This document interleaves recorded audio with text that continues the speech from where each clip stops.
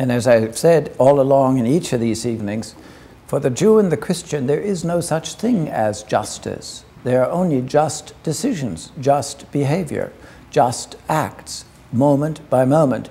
There's no such thing as an absolute of love, as a static reality.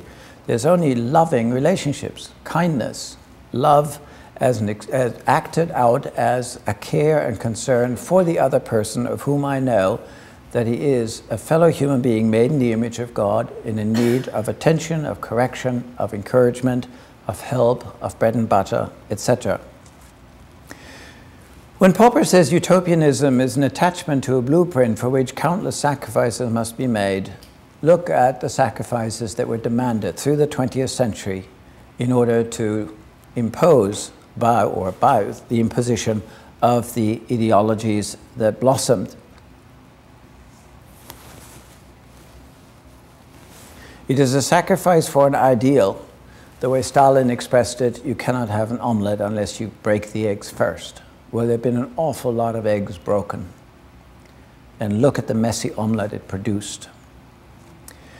In the series of talking about utopia, as I mentioned, the utopia of felicity, that was the writings through much of our history until somewhere in the 16th, 17th century, when people imagined better situations and saw them as the goal towards which gradually one attempted to go.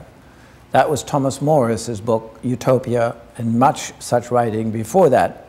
It was a description of a better world.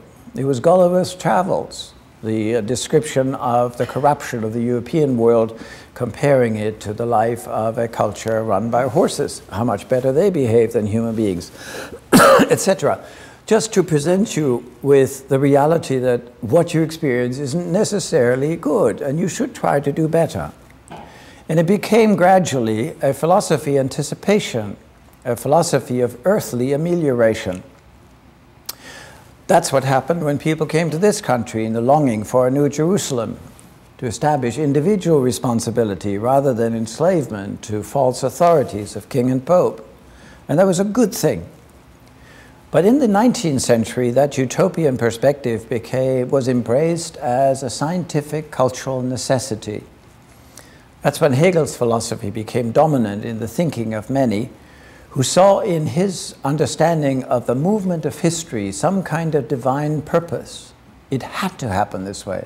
It isn't just an image I keep in mind to know what I'm striving for, the way you plan what your life will be like once you get married, or when you get that job, what you will try to do, or once you have the money together to buy a house, how will you decorate it? That is utopia of felicity.